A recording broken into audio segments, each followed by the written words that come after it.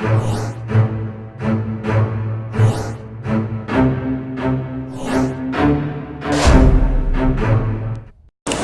안녕하세요. 네. 자, 우리 진도 나갑니다. 책은 5쪽이에요. 책은 5쪽이고, 우리 지난 시간에 역사 얘기하고 끝이 났을 거예요. 그 다음에 이제 9번에 보시면, 우리가 이제 공중보건학에서 배운 것보다 조금씩 더 깊게 들어가는 겁니다. 특히 하이진 하면 생각나는 사람, 누구세요? 그치? 갈렌이라는 사람. 갈렌 위에 누구 썼었죠? 그치? 히포크라테스. 그래서 히포크라테스의 장기설을 그대로 도입해서 완성시킨 사람 갈렌. 갈렌은 그것뿐이 아니라 하이진이라는 용어를 최초로 사용했다. 그래서 이제 하이진이라는 용어에 대해서 조금 더 깊게 들어간 겁니다.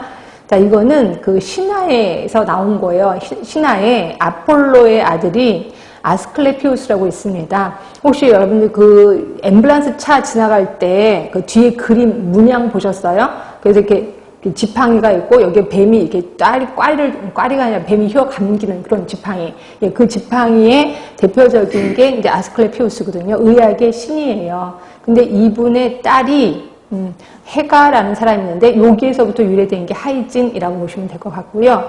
자, 그래서 하이진은 우리가 알고 있는 것처럼 갈렌 또는 갈렌 유수에 의해서 처음 사용됐고요. 그런데 동양에서는 장자라는 사람이 또 위생이라는 말을 처음으로 사용했다고 그래요. 그러니까 우리는 장자도 외워야 되겠구나라고 보시면 되고요. 자, 그 다음에 3번, 4번에서 제가 3개의 단어를 가르쳐 드릴 겁니다. 자, 위생학이라는 게 있고요. 그 다음에 공중위생학이라는 게 있어요. 공중위생학. 그 다음에 또 하나가 공중보건학이라는 게 있어요. 그래서 3개의 단어를 합쳐 줄 건데, 하이진 하면은 위생학. 그래서 우리가 알고 있는, 그 장자가 아까 얘기했던 거, 그 다음에, 갈렌에 얘기했던 거, 얘기하는 거고요. 이 중에 또 거기 앞에 공중이라는 말이 들어가 있어. 그러면 이 위생학은 개인의 위생을 얘기하지만, 공중위생학은 공중, 많은 사람, 무리들의 위생학을 얘기하는 거죠. 자, 그런데 공중보건학이라는 게 있습니다. 근데 공중위생학은 솔직히 환경 쪽이에요. 환경에서도 이학적 환경, 그러니까 물리적 환경이죠. 그러니까 물리적 환경에 대해서 좀 신경을 쓰고 있는 게 공중위생이라고 한다면, 이 중에서 공중보건학이라는 거는 물리뿐이 아니라 심리적인 환경, 뭐 사회적인 환경 이런 거까지 모두 신경 쓰는 게 공중보건학이다라고 보시면 될 것 같고, 결국 얘네 3개의 개념의 대소를 보시면 가장 위생학보다 조금 더 큰 개념이 공중위생학, 그리고 얘보다 더 큰 개념이 공중보건학이라고 보시면 되고, 우리가 배우는 게 이렇게 큰 개념을 배우는구나 이렇게 생각하시면 돼요. 그래서 그게 말이 써 있을 겁니다. 자, 방가로 3번을 보세요. 위생학은 환경위생에 중점을 둔 개인위생이 추가되며, 네, 개인위생입니다. 그런데 인간 집단의 건강관리와 질병 예방을 다루는 학문이 공중위생학. 그래서 여기는 이학적 환경위생이 추가된다. 이학적이라는 것은 물리적 환경을 얘기하는 겁니다. 그런 반면에 공중보건학은 여기에 사회과학적 접근까지 포함이 되는 거죠. 사회적인 환경, 물리적인 환경, 더 심하면 심리적인 환경까지도 포함이 되는 게 공중보건학이다. 그래서 훨씬 포괄적인 학문이다라고 보시면 될 것 같아요.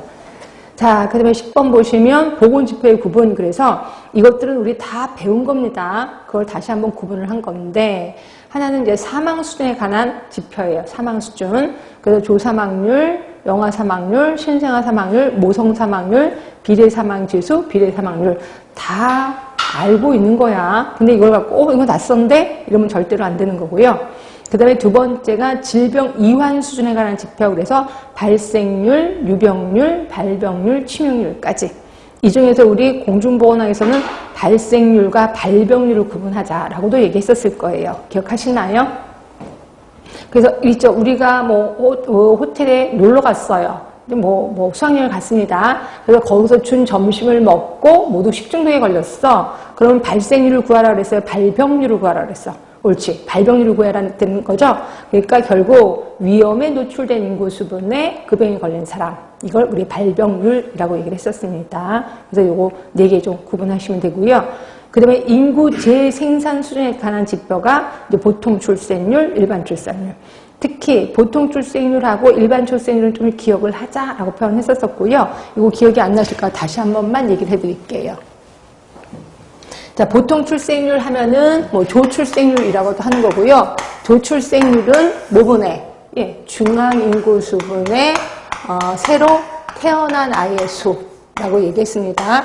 자, 얘는 뭐의 영향을 많이 받는다? 이제는 이 정도는 얘기해 주셔야 돼. 뭐의 영향을 많이 받는다? 성별, 연령별 영향을 많이 받는다. 이렇게 얘기를 했어요. 그래서 얘는 두 지역을 직접 비교하면 안 된다. 그럼 어떻게 해야지 비교가 가능하냐면 표준화시키면 두 지역을 비교할 수가 있다. 자, 그럼 반면에 일반 출산율이요. 자, 일반 출산율은 분모에 뭐라 그러셨어요? 가임, 연령, 여성인구 수분에 이렇게 봤어요. 여성인구 수분에 그다음에 태어난 아이의 수예요. 자, 그래서 분모에 연령 찍었고 여성 찍었으니까 얘는 뭐예요? 성별, 연령별 영향을 받지 않는다. 얘는 받는 겁니다. 결국 얘는 일반 출산율은 두 지역에 직접 비교가 가능하다라고도 얘기했었을 거예요. 그래서 시험 문제는 조출생률보다는 일반 출산율이 훨씬 더 시험 문제 많이 나옵니다. 그러니까 이건 좀 알아두시고. 그래서 이런 것들은 모두 인구 재생산 수준에 관한 지표다. 그 다음에 옆에 가시면 합계 출산율, 총 재생산율, 순 재생산율. 얘도 좀 기억을 하시라고 얘기를 했죠. 다시 한 번만. 자, 한 명의 여자가 평생 동안 낳은 아이의 수 하면 뭐예요? 그치? 합계 출산율이지. 그러면 총 재생산율은요? 한 명의 여자가 평생 동안 낳은 여자아이의 수. 그쵸? 순 재생산율은 한 명의 여자가 평생 동안 낳은 여자아이 수가 맞긴 맞는데 이때 사망률을 고려한 거죠. 모성의 사망률을 고려한 거를 순재생산율이라고 하는 거고 얘는 1보다 크면 확대, 1이면 똑같은 거죠. 엄마 세대나 딸 세대나 똑같은 겁니다. 근데 1보다 작으면 축소 재생산이라고 얘기도 했었을 거예요. 하여튼 인구 재생산 다 배웠었던 겁니다. 그 다음에 네 번째 보시면 의료시설 활용 수준에 따른 지표. 그래서 병상 이용률, 병상 회전율, 평균 재원 일수. 그래서 이런 것들도 좀 알아두는 게 좋겠다라고 표현을 했었습니다. 이건 나중에 통계하면 또 나올 거니까 좀만 참으시면 될 것 같고요. 그 다음에 우리가 이제 제가 대놓고 가르쳐 드린 적은 없지만 보건 수준 관련 사회경제적 지표라고 있습니다. 이거는 뭐냐면 인구 증가율, 국민소득 부양비. 예, 이런 것들을 사회경제적 지표라고 하는데 이거는 보건 수준을 직접 나타내지는 않아요. 그렇지만 이런 거를 통해서 옆으로 쭉 가시면 건강 증진에 영향을 주는 자원의 지표로 이걸 이용한단 말이에요. 결국 자, 국민소득이 높아. 그러면 건강 증진 수준이 높겠구나라고 본다는 거죠. 자, 부양비가 높아. 그럼 건강 수준이 좀 낮겠구나. 이렇게 생각하시면 될 것 같아요. 하여튼 이런 것들은 보건 수준과 관련된 사회경제적 지표다. 그래서 문제가 만약 대놓고 이렇게 나오면 답은 쓸 수 있어야 돼. 예를 들어서 인구 재생산 수준에 관한 지표가 아닌 것은 뭐냐? 이런 식으로 나올 수도 있습니다. 이거 좀 신경 써주시고. 자, 뒤로 가겠습니다.